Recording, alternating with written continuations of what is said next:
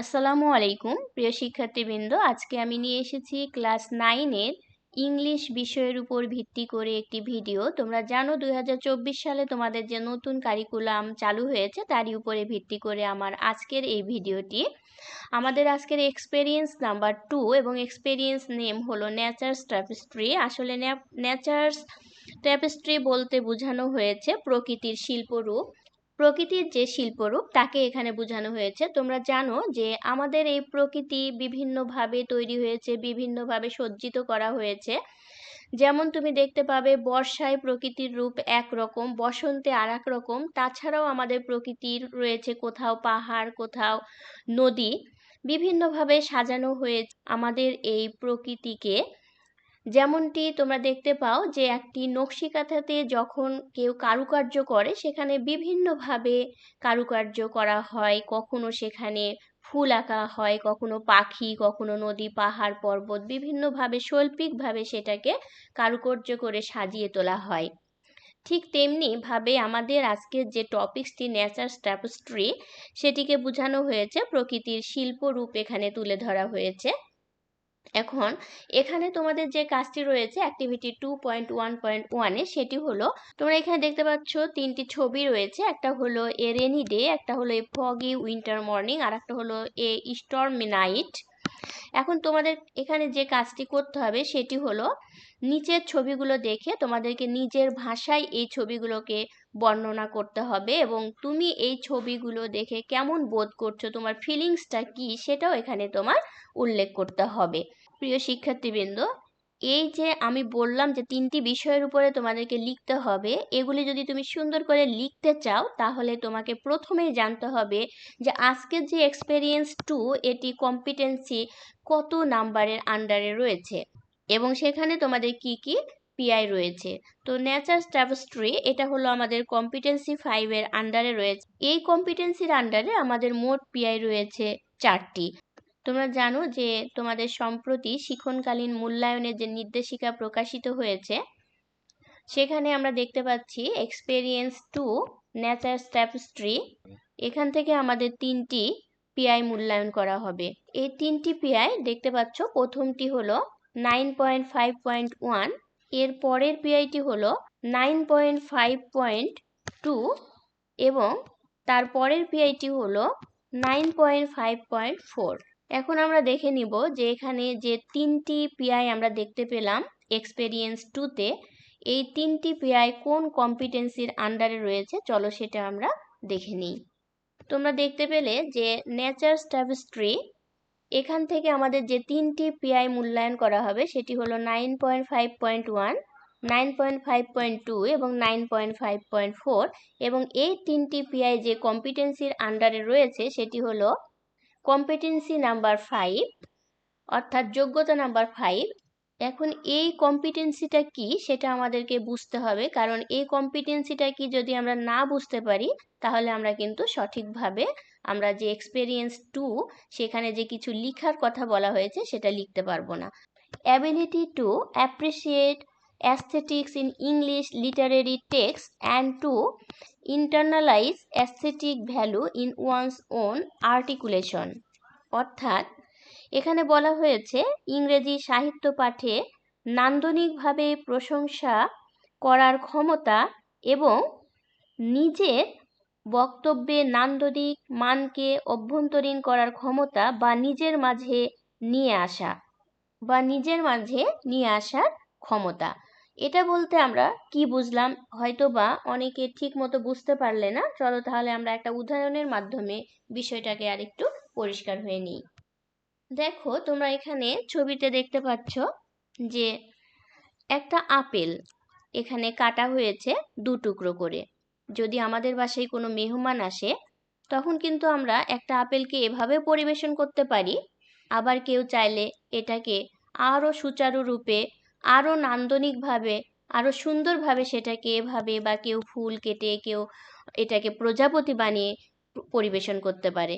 তাহলে এই যে পরিবেশনের নান্দনিকতা বা এই যে সুন্দর সুচারুভাবে পরিবেশন করা, এটাই আসলে এই কম্পিটেন্সির মূল বিষয়।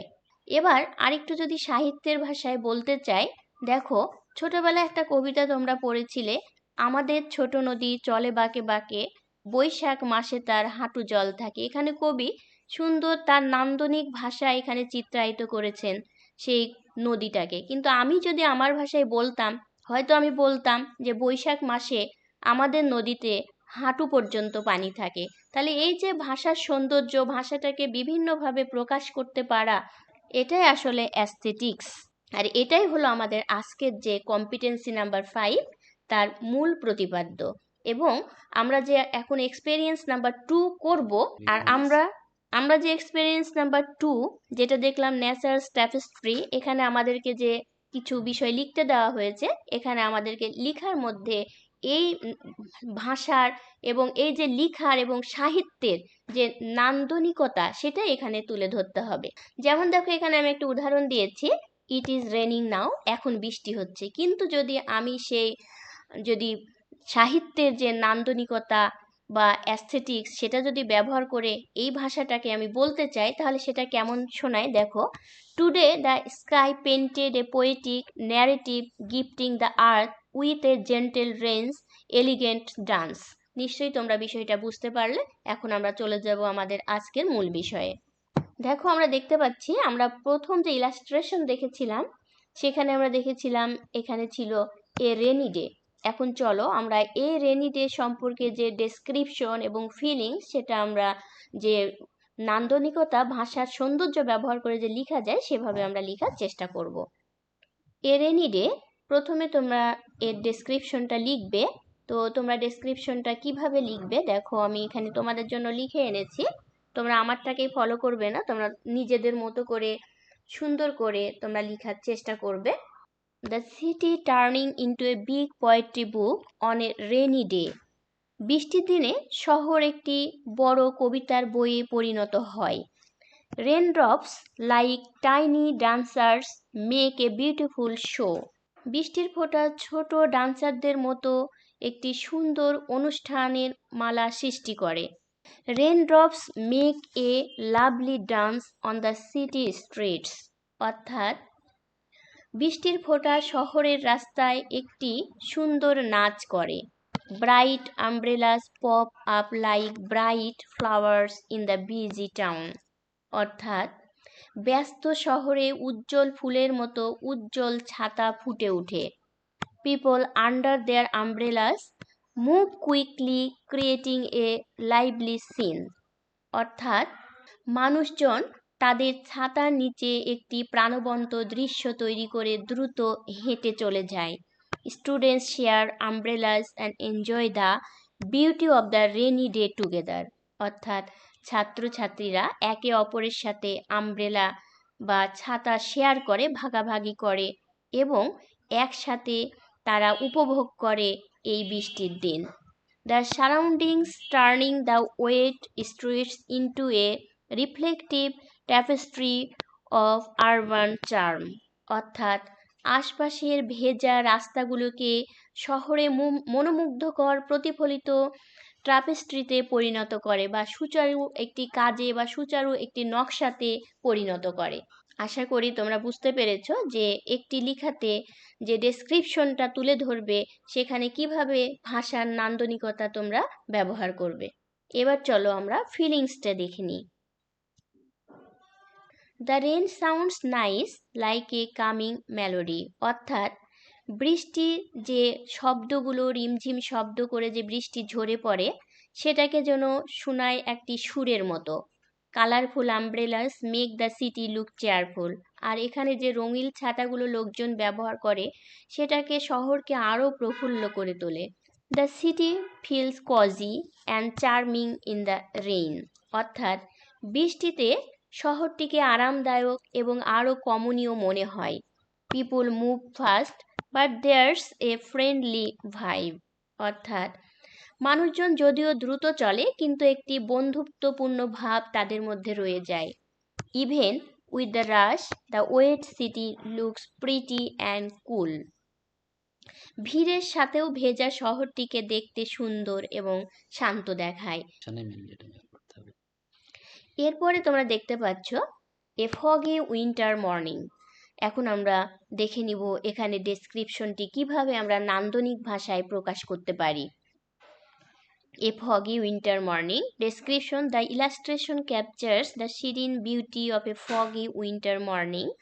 অর্থাৎ শীতের যে কুয়াশাচ্ছন্ন সকাল সেটিকে যেন একটা পবিত্র ছবির মতো মনে হয়। The whole place is covered in a soft white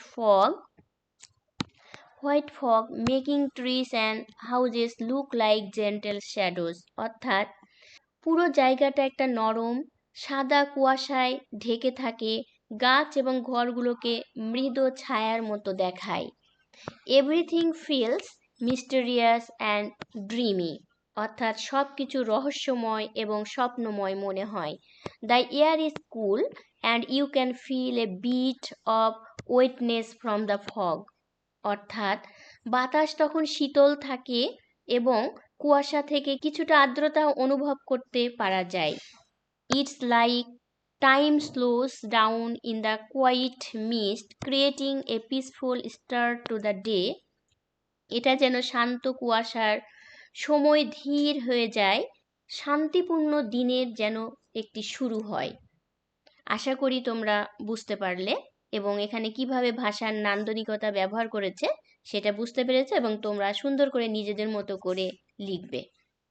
এরপরে আমরা দেখে নিব এ ফগি উইন্টার মর্নিং এর ফিলিংসটা। চলো আমরা দেখে নিই। The quiet sounds and muted colours of the fog make the village feel calm and surrounded by nature. অর্থাৎ কুয়াশার শান্ত যে শব্দ এবং নিঃশব্দ রং সেটা গ্রামকে শান্ত এবং প্রকৃতির যে রূপ সেটি দ্বারা বেষ্টন করে রাখে। Walking through the mist feels like entering a magical world where the simplicity of the foggy morning brings comfort and joy to the start of the day.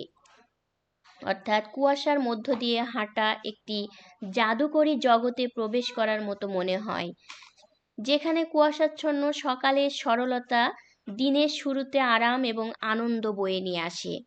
It's a moment to appreciate the beauty of the winter season with a touch of nostalgia and a sense of wonder. Nostalgia এবং বিস্ময়ের অনুভূতি সহ শীতের মৌসুমের সৌন্দর্যের প্রশংসা করার একটি মুহূর্ত সৃষ্টি করে। আশা করি তোমরা বুঝতে পারলে। এবার আমরা চলে যাব আমাদের যে লাস্ট ইলাস্ট্রেশনটি ছিল সেটির বর্ণনাতে। তোমরা জানো আমাদের লাস্ট ইলাস্ট্রেশন হলো এ স্টর্মি নাইট। এখান থেকে আমরা ডেসক্রিপশনটা দেখে নিব কিভাবে নান্দনিক ভাষাতে সেটা লিখতে পারি। Description: In the village on a stormy night, the sky puts on a dramatic display. অর্থাৎ গ্রামে ঝড়ের রাতে আকাশ থাকে একটি নাটকীয় প্রদর্শনের মতো। Dark clouds gather like a big heavy blanket, making the night look exciting. কালো মেঘ একটি বড় ভারী কম্বলের মতো জড়ো হয়, রাতকে আরো আবেগপূর্ণ বা উত্তেজনাপূর্ণ করে তোলে। Lightning flashes across the sky, lighting up everything for a moment. অর্থাৎ আকাশ জুড়ে বিদ্যুৎ চমকানো মুহূর্তের জন্য সবকিছু আলোকিত করে তোলে। The loud thunder sounds like a giant drum beating in the sky. অর্থাৎ প্রচণ্ড বজ্রধ্বনি আকাশে বিশাল ড্রামের মতো বাজায়। Rain pours down heavily, turning village paths into little streams.